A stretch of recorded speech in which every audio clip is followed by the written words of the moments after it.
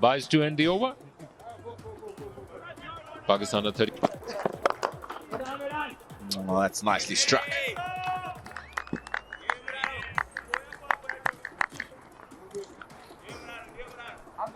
Tina talking about the Off the legs, that is really well played. Slightly over pitched, a little bit too straight from Donald Tiripano, and that's put away with ease. yes, finally. A shining beacon of hope in his hometown of Mutare, grew up in the high-density suburb of Dangamvura and rising to national limelight through his exceptional cricket talent. His name is Donald Tiripano, a former Mountaineers and Chevrons player. For him, it is something that was not delivered on a silver platter.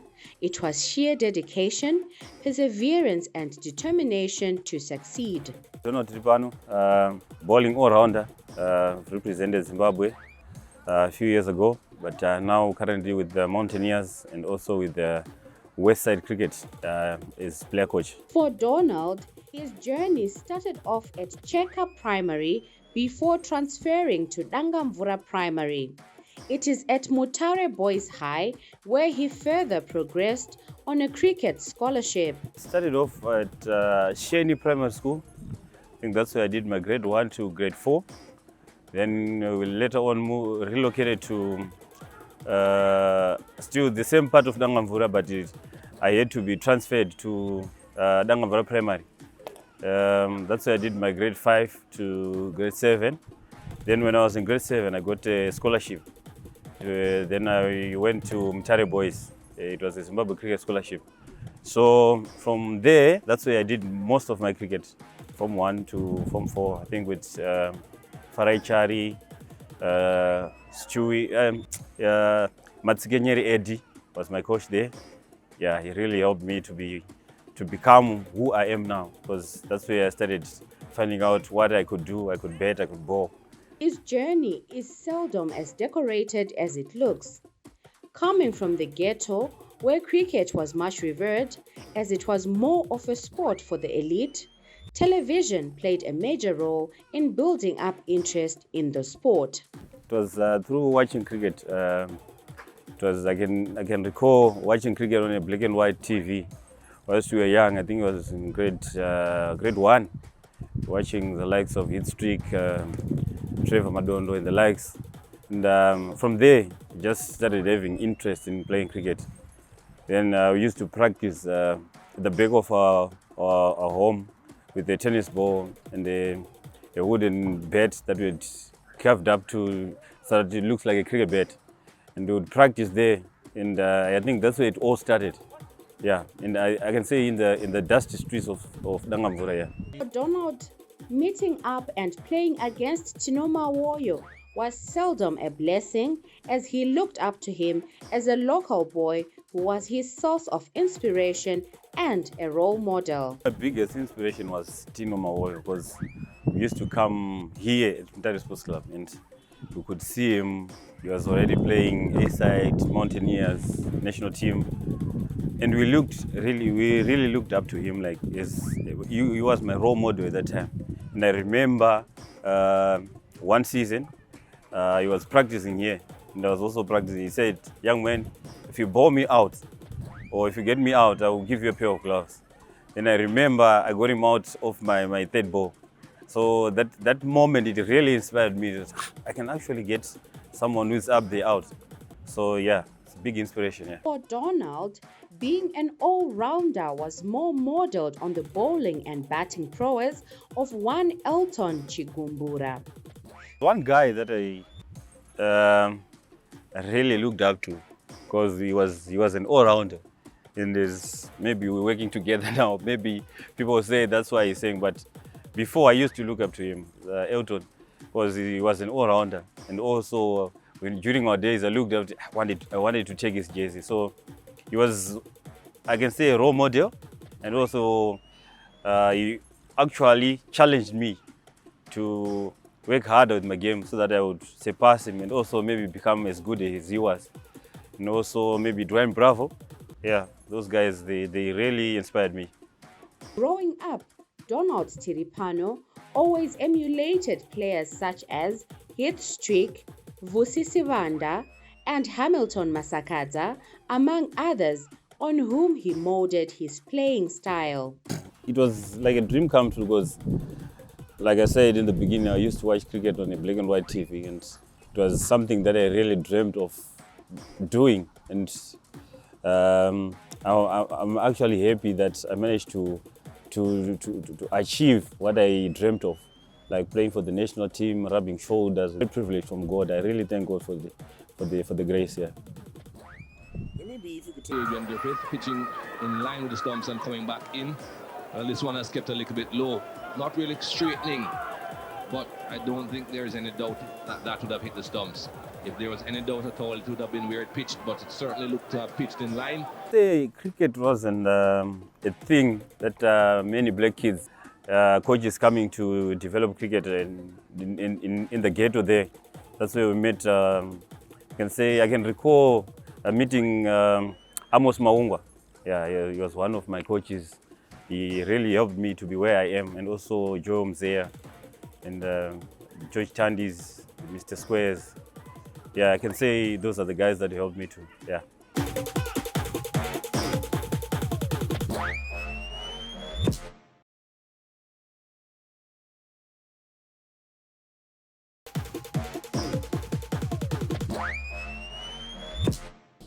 When I started playing National League, I can say, because it's like NPO now. We played against Takashinga.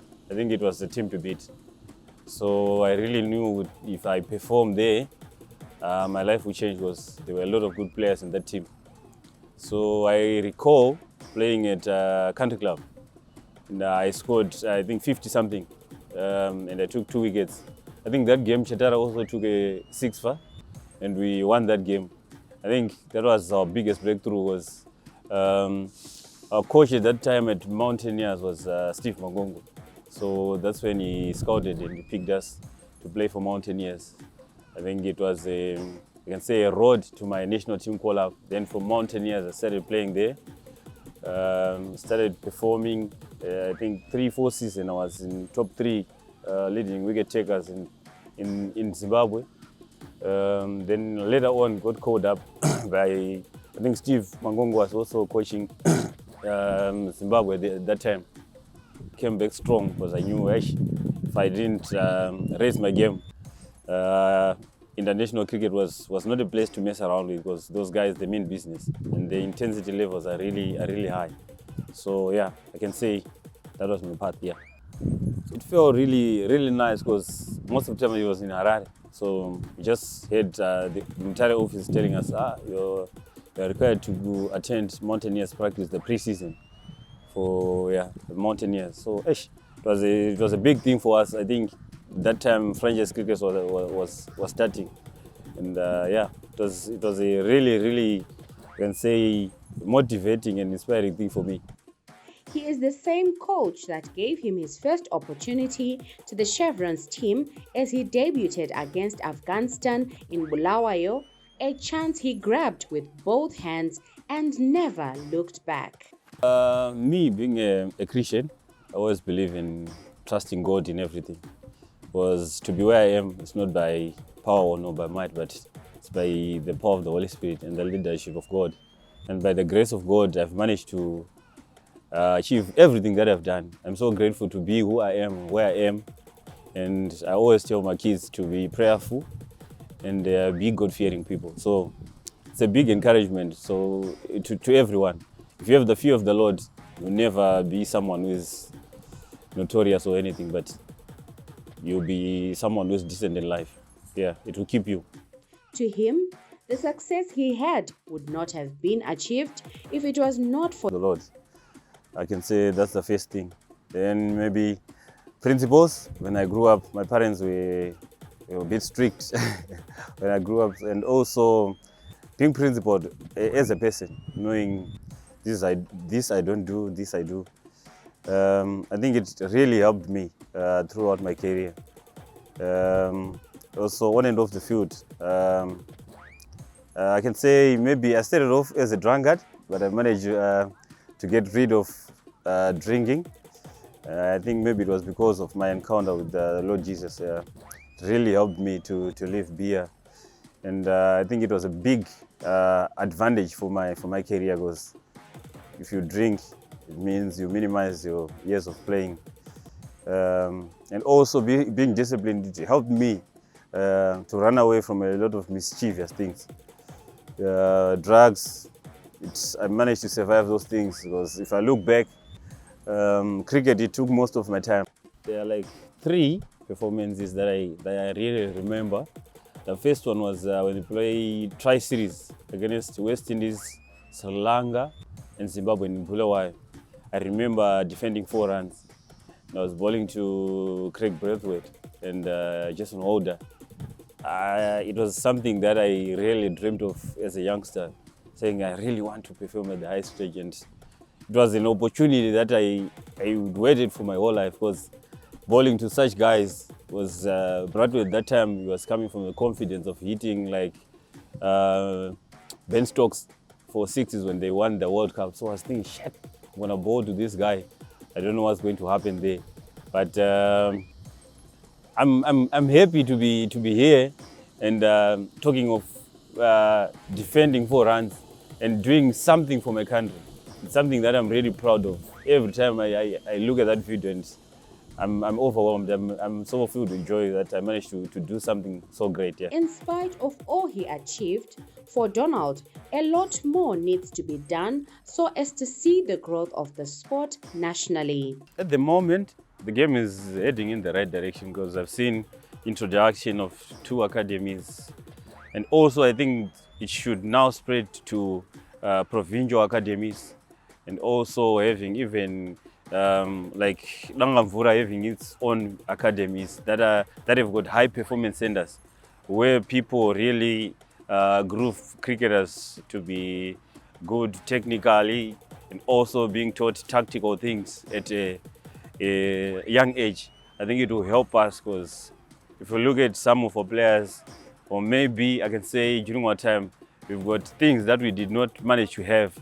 access to. Maybe kit available, some maybe devices to use like video analysis, gym, and those things. If we have those things available for the youngsters at maybe 14, 15, guys being taught to be professional, I think it will help us as a nation to head into the right direction, because we will groom cricketers that are able to manage themselves and know what to do in scenarios. Yeah.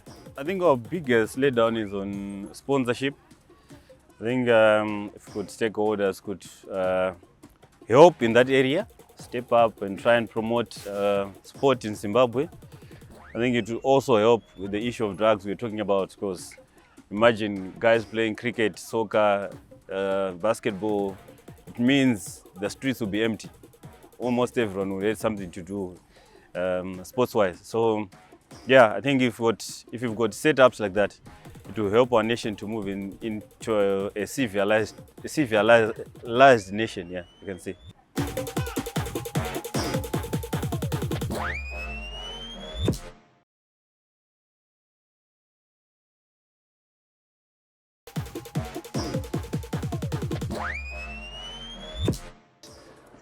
You can't hit yourself out of trouble in test match cricket, generally speaking. This is going to run away. 4 runs for Azhar Ali. Just the 2 loose balls from Tiripano this over. And a bit of a release of pressure. Azhar Ali. That'll be 4. With.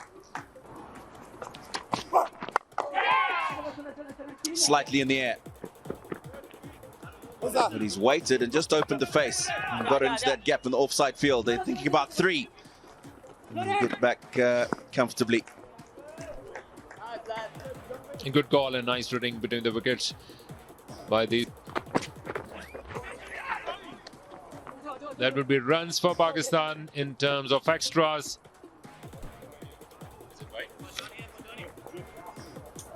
Buys to end the over. Pakistan at 30. Oh, that's nicely struck.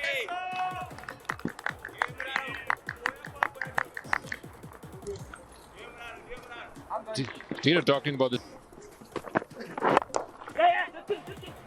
Off the legs, that is really well played. Slightly overpitched, a little bit too straight from Donald Tiripano, and that's put away with ease. There were a lot of guys because there was Saikin Kala. He was one of my role models. I liked him because he used to go medium pace and also batted a bit. Also Tinoma Oyo, yeah. Elton Chibumbo, yeah. Those guys, they really inspired me. I looked up to them, yeah.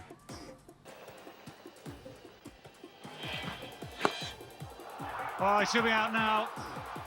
And as Tino Best strikes again, it's the end of Hussein, and West Indies are cock-a-hoop.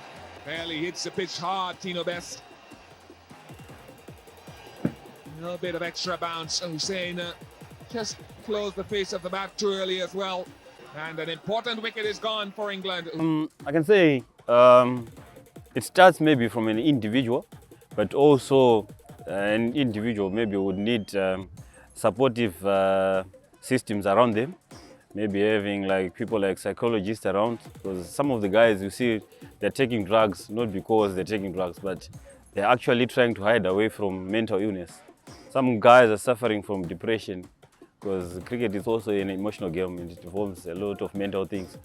So yeah, I think if we've got psychologists in support of them, and also just trying to making sure we also teach our youngsters at the young age to stay away from drugs, and also having more cricket tournaments available for the youngsters to be involved. I think it can save a lot, because imagine I was talking about cricket taking 4 or 5 hours of your day.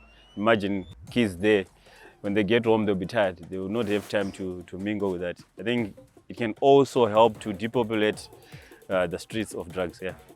His passion for the sport has seen him, upon retiring, giving back to his community. He went into coaching at his former club Mountaineers, where he is greatly revered as coach, model and father figure. Donny's been a senior player for a long time in this space. Growing up in Mutare, you always knew Donny as one of the cricketers that was excelling, especially when I was in high school.